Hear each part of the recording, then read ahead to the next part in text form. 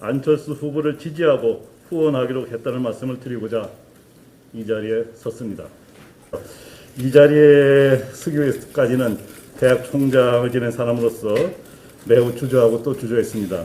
그러나 부모님 세대와 우리 세대가 월화수목 금금금 피땀 흘려 이룩한 세계의 자랑스러운 자유대한민국이 혼탁한 포퓰리즘 대통령 선거에 의하여 베네수엘라와 같이 경제 사회적으로 폭망한 국가로 전락하지 않을까 많은 국민들이 우려하고 있습니다. 국가 사회로부터 평생 동안 무한한 은혜를 입은 사람으로서 유례없이 혼탁한 이번 선거에서 진정으로 국가 발전과 번영을 이룰 대통령이 선출될 수 있도록 조그만 역할이라도 하고자 이 자리에 섰습니다. 문재인 정부는 취임사에서 기회는 평등하고 과정은 공정하며 결과는 정의로운 나라를 만들겠다라고 하였습니다. 그러나 지난 문재인 정부 5년은 기회가 평등하지 않았고 과정은 공정하지 못했으며 결과도 정의롭지 못했습니다. 가장 잘못한 것은 국민들을 철저하게 분열시켜서 내 편은 정의이고 나와 다른 생각을 가진 사람은 철저하게 배척하는 정책을 실행한 것입니다. 오죽하면 2020년도 교수들이 사자성어로 아시타비를 선정하였겠습니까? 온 국민을 절망에 빠뜨린 부동산 폭등과 세금 폭탄, 그리고 사회갈등 증폭 등 문재인 정부 5년은 그 어느 때보다도 국민들이 힘든 시기였습니다. 이런 절망적인 상황 하에서 이번에는 반드시 정권 교체를 하여야 한다는 국민들의 열망이 60%에 근접하고 있습니다. 따라서 이번 대선에서 정권 교체는 우리 국민에게 주어진 시대적 소명입니다. 그동안 선거운동 과정을 보면서 저희는 안철수만이 이렇게 분열과 혼란에 휩싸인 그리고 치열한 4차 산업혁명 시대에 대한민국을 희망과 비전이 넘치는 자유민주주의 국가로 발전시킬 준비된 대통령이라는 것을 결론으로 내리게 됐습니다. 왜 안철수인가? 첫째, 도덕성입니다. 불신제가 치국 평천화, 가화만사성이라고 하였습니다. 자고로 국가의 지도자가 되겠다고 하는 사람은 그 가정이 화목하고 보통 정도의 도덕성을 가지고 있어야 합니다.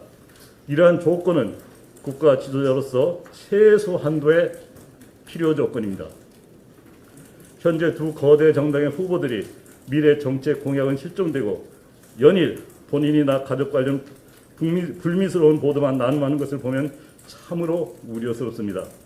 반면에 안철수 후보는 본인이나 부인 그리고 자녀 모두 평균 이상의 훌륭한 도덕성을 갖춘 모범적인 가정으로 우리나라 국가 지도자로서 국민들이 자랑스러워할 만한 훌륭한 가정을 이루고 있습니다. 둘째, 국가 통치자로서의 미래 비전과 실행 능력입니다. 현재는 4차 산업혁명이 모든 분야에서 각 나라의 혁신적인 변화를 요구하고 있습니다. 이러한 산업혁명에 앞서는 나라만이 세계 1등 국가가 될 수 있습니다.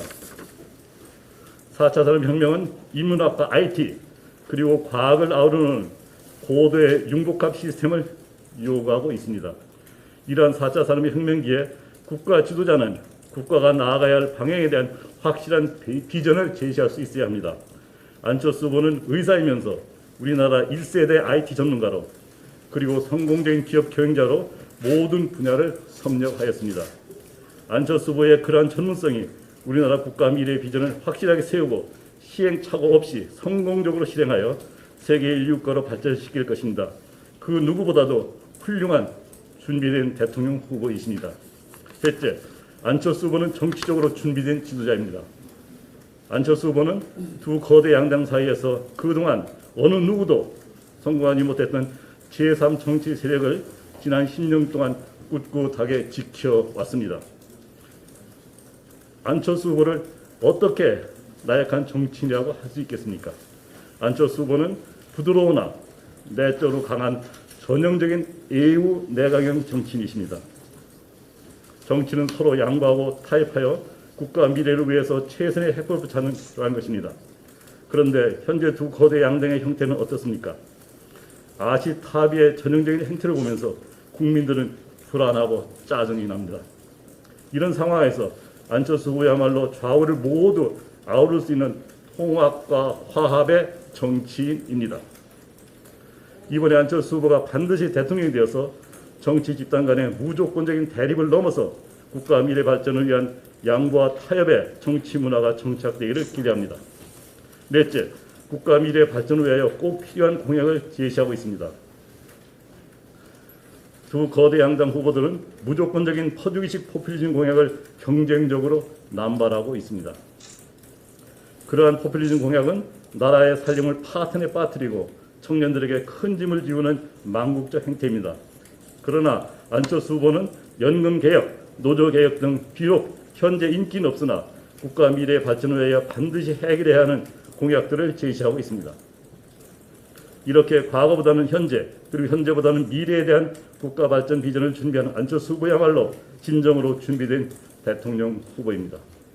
비록 지금 여론조사에서 안철수 후보의 지지율이 다른 두 후보보다 조금 낮지만 국민 여러분들이 이제는 안철수 후보의 능력과 준비성 그리고 진전성을 이해하시리라 믿습니다.